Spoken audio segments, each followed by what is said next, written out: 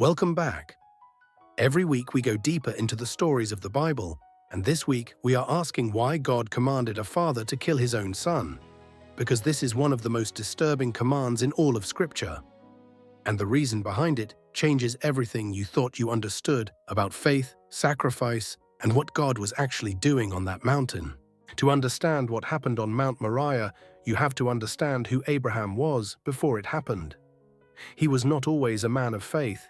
He was a man who had been shaped by decades of waiting, failing, doubting, and being brought back to the same promise again and again until it was the only thing left in him.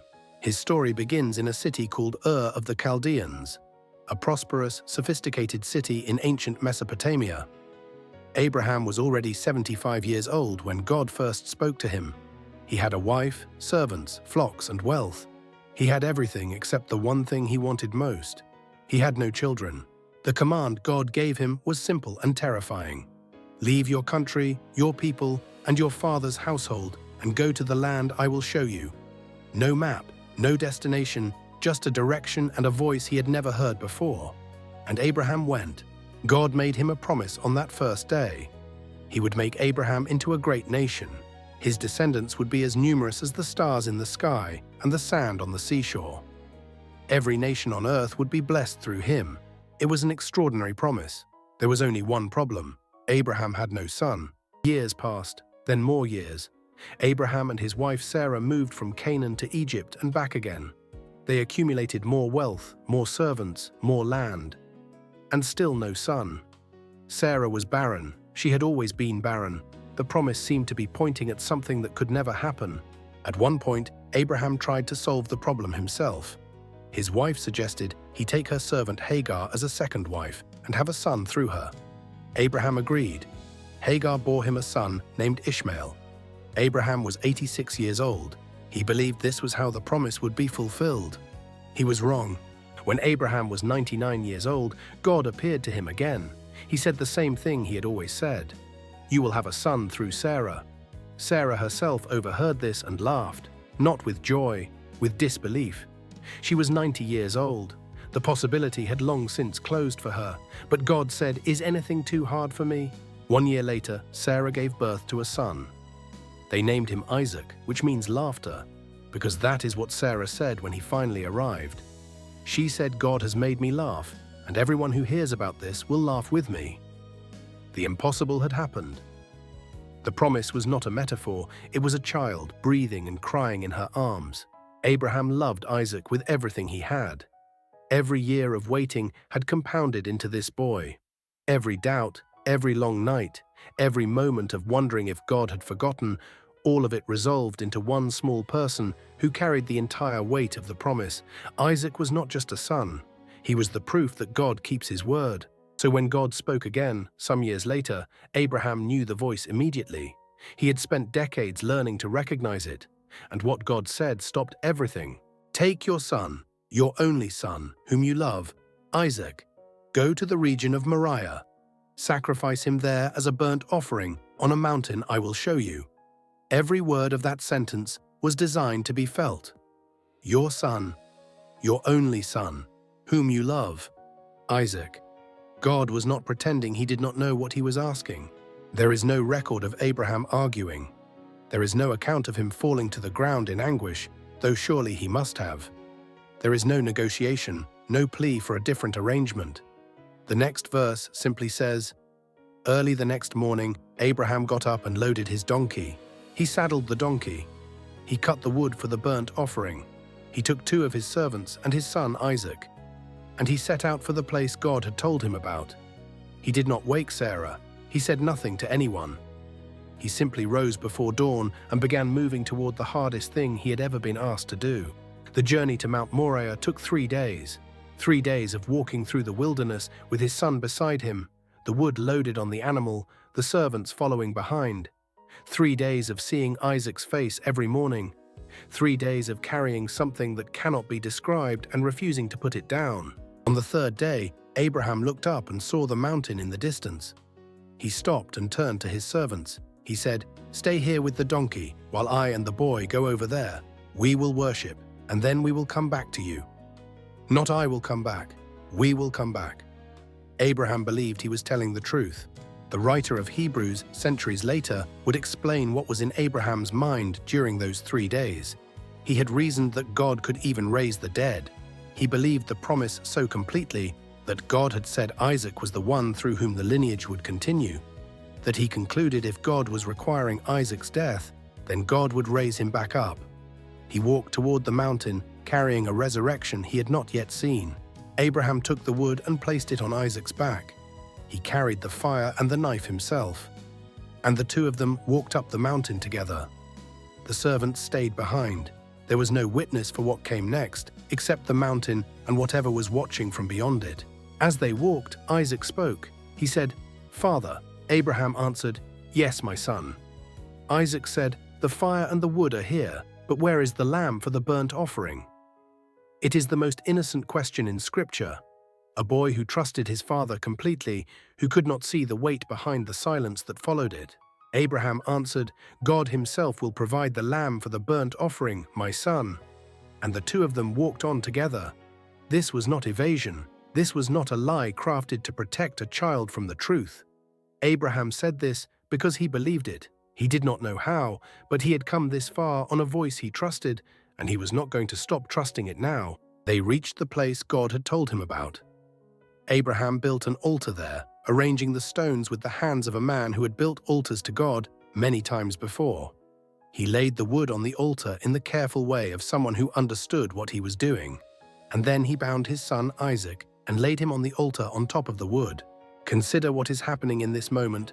Isaac was not a small child. He was old enough to carry a full load of wood up a mountain. He was strong enough to have resisted if he had chosen to. He did not resist. A son trusted his father completely, and a father trusted God completely, and those two acts of trust met each other on a mountain in silence. Abraham reached out his hand and took the knife. He raised it above his son. Everything he had waited for, everything the promise was built upon, everything that was supposed to matter, all of it was in that moment, and he chose God anyway. Then an angel of the Lord called out to him from heaven, "Abraham, Abraham," and he said, "Here I am." The angel said, "Do not lay your hand on the boy or do anything to him. For now I know that you fear God, since you have not withheld your son, your only son, from me." The knife stopped in the air. Abraham looked up and saw a ram caught by its horns in a thicket. He went over and took the ram and sacrificed it as a burnt offering in place of his son. And he called that place, "The Lord will provide." As it is said to this day, "On the mountain of the Lord it will be provided." The angel called to Abraham from heaven a second time and said, "I swear by myself, declares the Lord, that because you have done this and have not withheld your son, your only son, I will surely bless you and make your descendants as numerous as the stars in the sky and as the sand on the seashore." Now here is the question the text invites you to ask. Why? Why would God command this? What kind of God asks a father to kill his son? The answer is not simple, and it is not comfortable, but it is worth sitting with. The first thing to understand is the world Abraham lived in. The nations surrounding him, the Canaanites, the Phoenicians, the peoples of the ancient Near East, many of them practiced child sacrifice as the highest form of devotion to their gods. If you truly loved your God, you gave your firstborn. This was the brutal logic of the ancient world. God was doing something deliberate. He was taking Abraham to the edge of that cliff, to the exact place where every other religion in the ancient world would have said jump, and then he stopped him. Not because he did not want everything from Abraham, but because he did not want this. He wanted Abraham to know the difference between the God of Israel and every other god in the ancient world. The ram in the thicket was not an afterthought. It was the point. God provides the sacrifice. That is the name Abraham gave the mountain. That is the answer to Isaac's question. That is the statement God was making to every nation watching. My people do not give their children to me. I give to them. But there is a second layer to this story that runs even deeper. Centuries after Abraham, a young man would walk through Jerusalem carrying wood on his back up a hill. His father would not stop him. No angel would call out. No ram would appear in the thicket. Because this time the father was the one providing the sacrifice. And the sacrifice was himself. The story of Abraham and Isaac is not just a test of faith. It is a shadow of something God was preparing the world to understand. That one day, on a hill not far from Moriah, a father would offer his son, and unlike Abraham, he would not hold back. And unlike Isaac, that son would not come down from the wood alive. And 3 days later, everything Abraham had believed about resurrection would be proven true. Abraham came down from the mountain with his son. The servants were waiting, the donkeys were ready. The journey home began. But nothing was the same. Something had been settled on that mountain that could not be unsettled. Abraham had been to the edge of everything and come back knowing the ground held. Scripture says that after this, Abraham returned to his servants and they set off together for Beersheba, where Abraham stayed. Isaac disappears from the narrative for a time after this, which has led many scholars to wonder what he was carrying home that was heavier than the wood he carried up. A boy went up that mountain. Something older came down. The place where this happened matters. Moriah is identified in Chronicles as the same site where Solomon would later build the temple, where Israel would offer sacrifices to God for centuries. And it is not far from the hill called Golgotha. The geography is not coincidence. The story was planting a marker in the earth that would take 1,000 years to fully understand. What God was building through Abraham's faith was not just a lineage, he was building a way of seeing. Every generation that heard this story would be learning the same thing, that the God of Abraham does not take, he provides. That obedience is not a transaction, that the deepest trust is the kind you exercise when you cannot see what is on the other side. Abraham did not know what would happen when he raised that knife.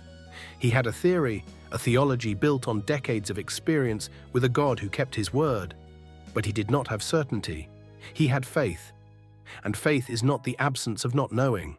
Faith is what you do with the not knowing. This is why the New Testament returns to Abraham more than almost any other figure. Paul writes about him. James writes about him. The writer of Hebrews gives him an entire chapter.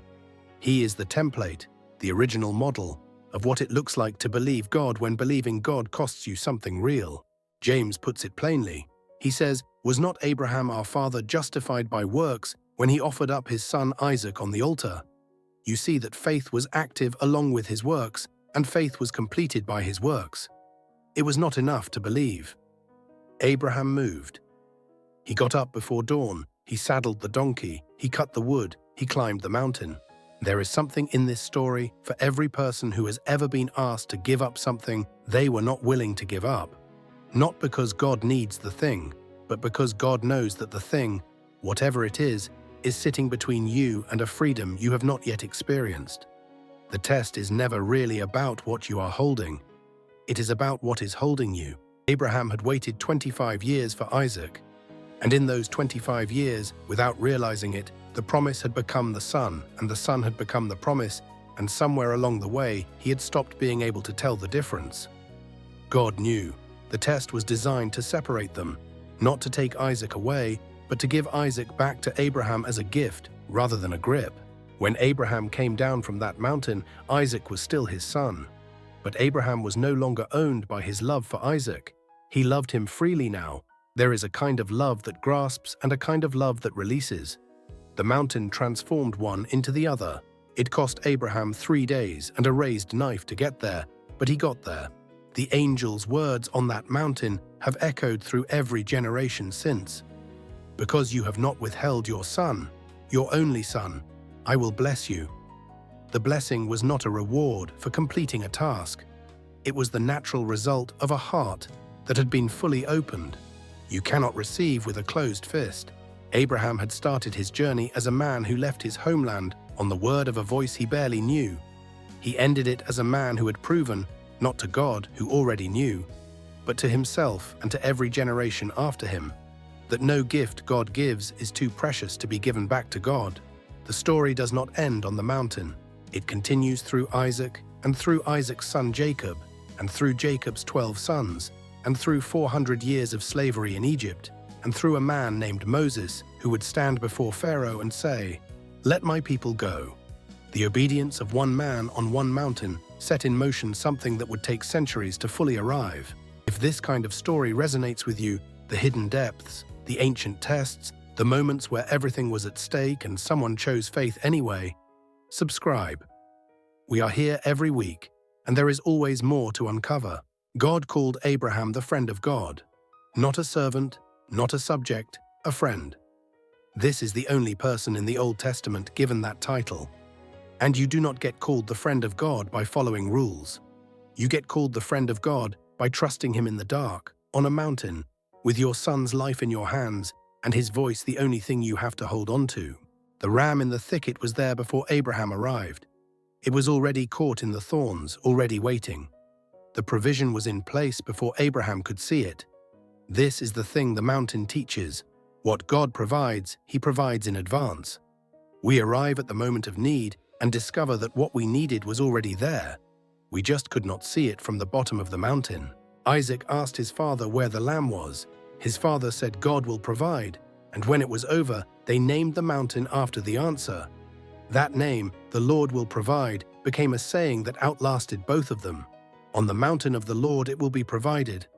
The question became the name. The moment of fear became the declaration of trust. He bound his son, he raised the knife, he chose God anyway. And the ram was already there.